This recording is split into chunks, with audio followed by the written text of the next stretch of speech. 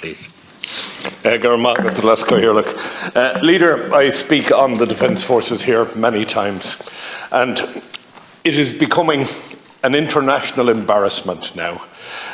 Yesterday, published on the foreignaffairs.com site, was Ireland, Europe's weakest link. And it outlines the current state of defence in this country and how defence has not featured. Myself and my colleague in the Dáil, Cathal Berry, frequently say Ireland does not do security. This article brings into the public domain what has been said to me privately throughout Europe. Anywhere I travel, people ask me about the state of our security services, about our undersea cables coming from the United States to Europe. 95% of all the data travelling between the two continents travels through Irish waters, and we haven't a clue what's going on down there. We have Russian so-called scientific vessels sitting over cables. We have Russian fleets sailing in and out over vessels. It really is an international disgrace that we find ourselves in this situation. We find nobody is listening to the representative bodies, the Army Ranger Wing waiting for years for back payment, the officers in a lieutenant instructor is now earning less than a corporal who he oversees. That is just all wrong. There is something wrong, and we really have to sit down and look at it. Now, I've also had a number of veterans in here over the last few days, and I can't for the life of me understand how this happened. We issued a medal in 2016 to the Defence Forces.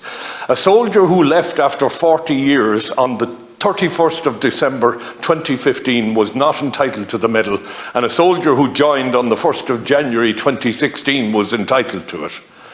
And we have soldiers who joined and left within a few weeks who are actually selling the medal they got on eBay and wherever else. What a bloody insult to those who gave their lives to this country, to the defence of this country.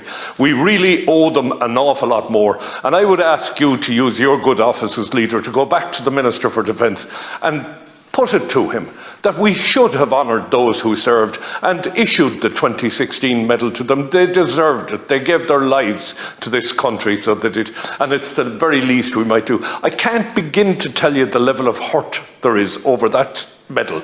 And, you know, bottom line on it is I feel for them. Now, it's no secret I'm as deaf as a doorknob. And it's a terrible disability to have. You have no idea what it's like to be in company. I was in company recently with my wife, and we were talking to some people from the French Foreign Legion. And my wife pulled me aside and she said to me, "Have you any idea what they're saying?" And I said, "Well, I have." And she said, "Well, if you have, you're answering questions they didn't ask."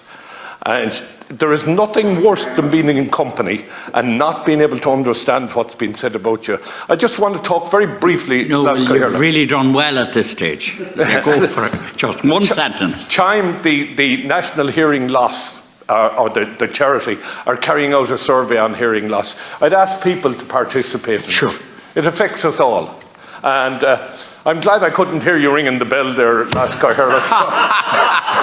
Very well said. Thank you very much. Thank you. At this stage, I'll sit down. Yeah, and I'm not sure I'm hearing you either. So thank you very much. I should thank the clerk of the Shannon for the work Hence the need to for ensure I get to hear things around here. Thank you. Gerard Craughwell spoke about the Defence Forces and a particular article that was raised, some concerns that he has been raising frequently over the last couple of months in an article yesterday. He's looking for a debate, but particularly he's aggrieved about a medal allocation, which I will take up with the Minister because it doesn't seem to make sense to me what he said this morning.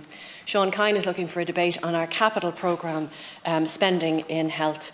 He highlighted what is obviously from their perspective a very welcome cohesive plan from Sailshire Care Group and an investment of over 100 million into the provision of services in Galway. I wish to God we'd have it in every region if it was that easy, but he's looking for a debate on the capital plan, which I will organise.